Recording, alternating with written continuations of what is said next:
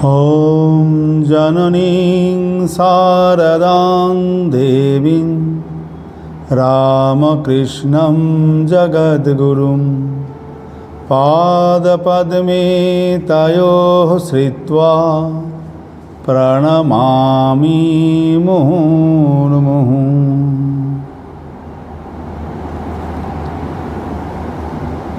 আর সকলকে জানাই আমার সশ্রদ্ধ নমস্কার। আমরা আবার আজকে সেই পুরনো সাধুদের কথায় ফিরে এসেছি। সেই সময় এটি ছিল 1932 থেকে 36 সাল এর মধ্যেই হবে। সেই সময় তখনও পশ্চিমবঙ্গ ভাগ হয়নি, বঙ্গ ভাগ হয়নি, বাংলাদেশ তখন হয়নি। তো বর্তমানে বাংলাদেশের দিনাজপুরে সেই সময় একটি স্কুলে একটি অনুষ্ঠান চলছে। সেই স্কুলে বক্তাদের মধ্যে উপস্থিত আছেন স্বনামধন্য একজন পণ্ডিত শ্রী রামনারায়ণ ভট্টাচার্য। তার পাশে বসে রয়েছেন দিনাজপুর রামকৃষ্ণ মিশনের সম্পাদক স্বামী গদাধরানন্দজি। গদাধরানন্দজির সঙ্গে রামনারায়ণ ভট্টাচার্যের আগেও দেখা হয়েছে, কিছুটা পরিচিত। স্বনামধন্য পণ্ডিত বিমর্ষ অবস্থায় বসে আছে দেখে গদাধরানন্দজি মহারাজ তাকে জিজ্ঞাসা করছেন, কি পণ্ডিত, তোমার মনটা খারাপ বলে মনে হচ্ছে? কোনো অঘটন ঘটল নাকি? তখন তিনি বললেন, হ্যাঁ মহারাজ, আমার ছেলেটি খুব অসুস্থ, জানি না বাঁচবে কি না, তাকে নিয়ে খুব চিন্তিত। কি হয়েছে তার? না, ম্যালেরিয়া হয়েছে, খুব বাজে অবস্থা, এই জন্য মনটা খুব চঞ্চল হয়ে রয়েছে। গদাধরানন্দজি সব শুনলেন, তারপর বললেন, ফেরার পথে একবার দেখে যাব তোমার ছেলেকে। উনিও সম্মতি জানালেন, খুব ভালো হবে, আসুন। তারপর সেখানে গেলেন। ঘরে গিয়ে দেখলেন যে শুয়ে রয়েছেন তার ছেলে, প্রচণ্ড জ্বর। তিনি তার মাথায় বুকে হাত বুলিয়ে দিলেন এবং পিতাকে বললেন, ঠাকুরের কৃপায়, মায়ের কৃপায় দেখবে ঠিক সুস্থ হয়ে উঠবে, চিন্তা করো না। ফিরে এলেন। কয়েকদিন পরেই ছেলেটি সুস্থ হয়ে উঠল। ছেলেটি সুস্থ হয়ে উঠেই বাবাকে প্রশ্ন করে, বাবা, ওই একজন সাধু এসেছিলেন সেই দিন, আমার মাথায় বুকে হাত বুলিয়ে দিয়ে গেলেন, উনি কে?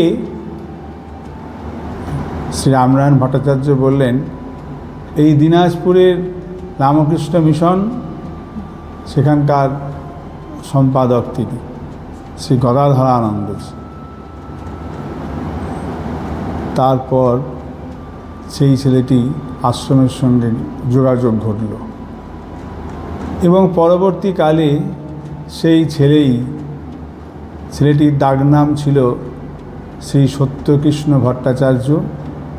আর এই সত্যকৃষ্ণ ভট্টাচার্যই পরবর্তীকালে স্বামী আত্মস্থানন্দজি নামে রামকৃষ্ণ মঠ ও রামকৃষ্ণ মিশনের সংঘগুরু, পঞ্চদশ সংঘগুরু হয়েছিলেন।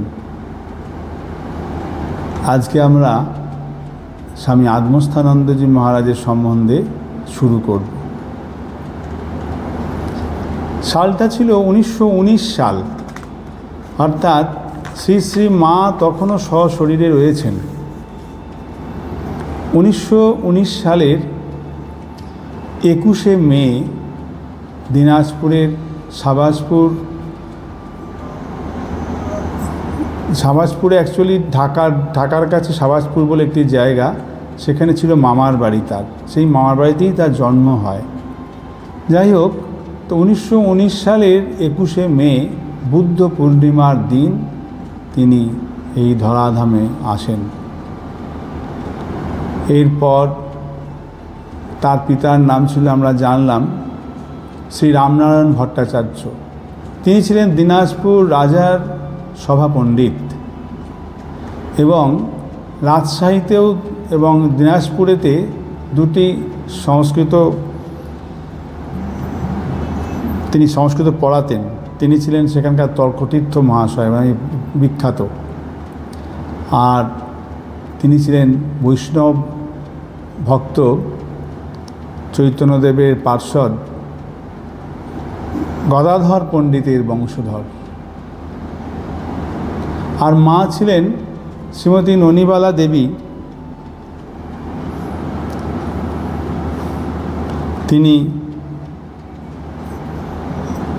তিনিও ছিলেন এই বিজয়কৃষ্ণ গোস্বামী, যিনি ঠাকুরের একজন ভক্ত ছিলেন, তার ভাইজি।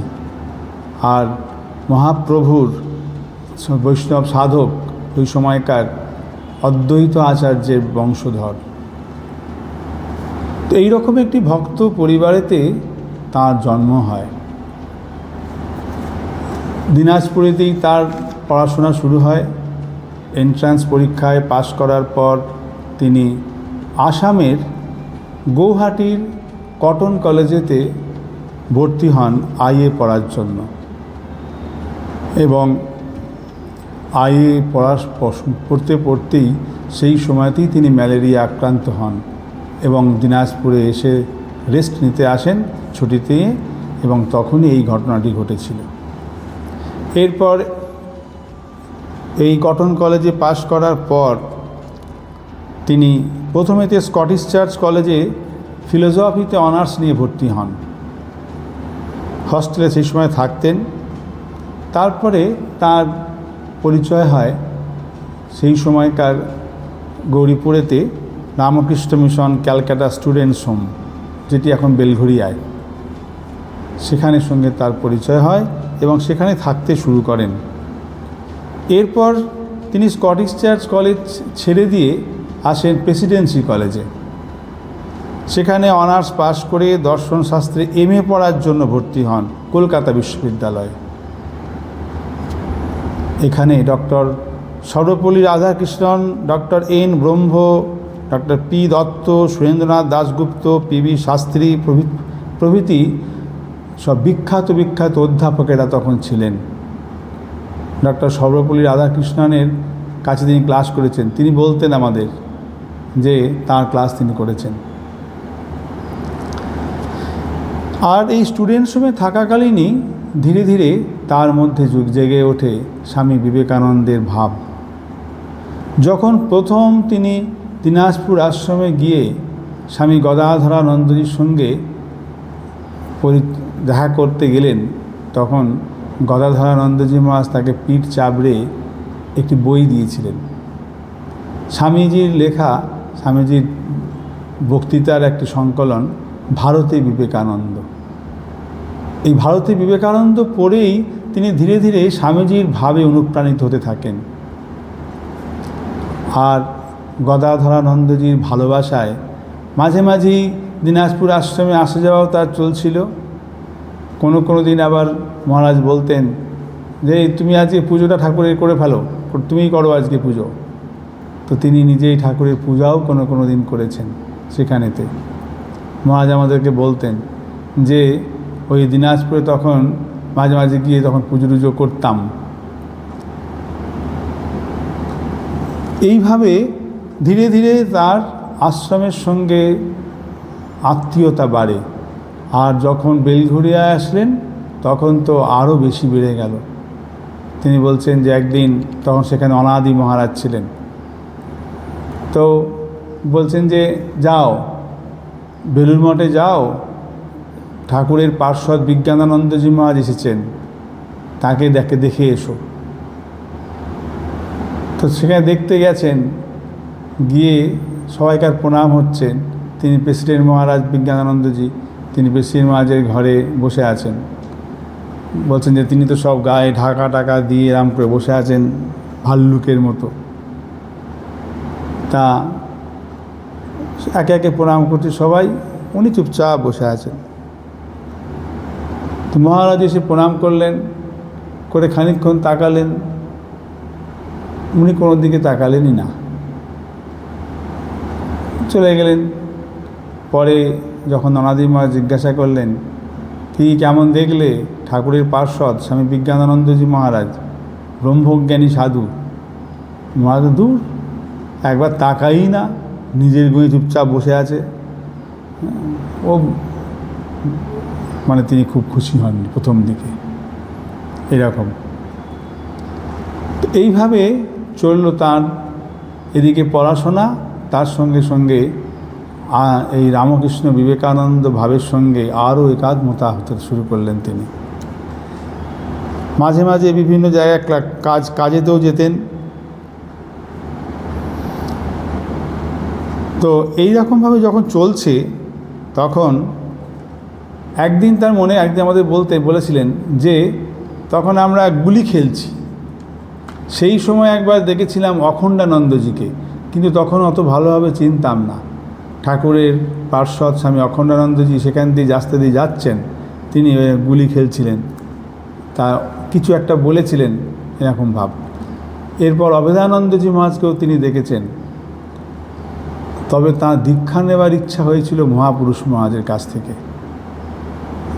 যদিও দীক্ষার সময় তখন কিছুদিন পরেই মহাপুরুষ মহারাজের শরীর চলে যায়, এবং তখন বিজ্ঞানানন্দজি মহারাজের কাছে দীক্ষা নেবার জন্যই অনাদি মহারাজ বলেন।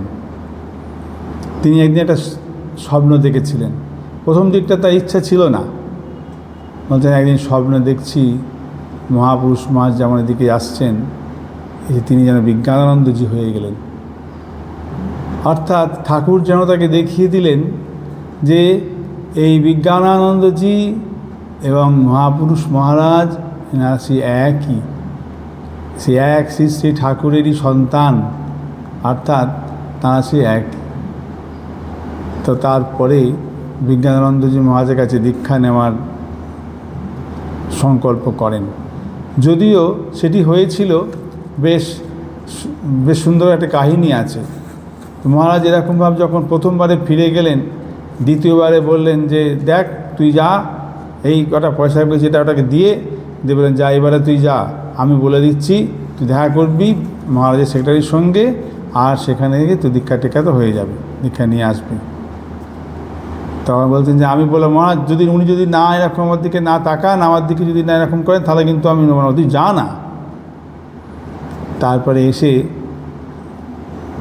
মহারাজকে প্রণাম করতে ঢুকেছেন। যেই ঢুকেছেন তারপর হঠাৎ দেখে মহারাজ মুখটি তুলে এরকম করে গুঁড়ো তুলে কি, তখন প্রণাম করেছেন, দীক্ষা নিতে চাই, দেখিয়ে দিয়েছেন তার সেক্রেটারির সঙ্গে কথা বলতে। তারপরে সেই কথাবার্তা বললেন এবং পরবর্তীকালে তারপরে তার দীক্ষাদি হয়েছিল। তার দীক্ষা হয়েছিল যখন মন্দির প্রতিষ্ঠার জন্য বিজ্ঞানানন্দজি মহারাজ মঠে এসেছিলেন, সেই সময়েতে। তা মহারাজ বলেন যে সেই সময়তেই তার কৃপা তিনি পান। এরপর অনেক ঘটনা, আমরা আস্তে আস্তে এগোবো, আজকে এই পর্যন্তই থাক। ওম শান্তি শান্তি শান্তি। হরি ওম তৎসৎ। শ্রীরামকৃষ্ণার্পণমস্তু।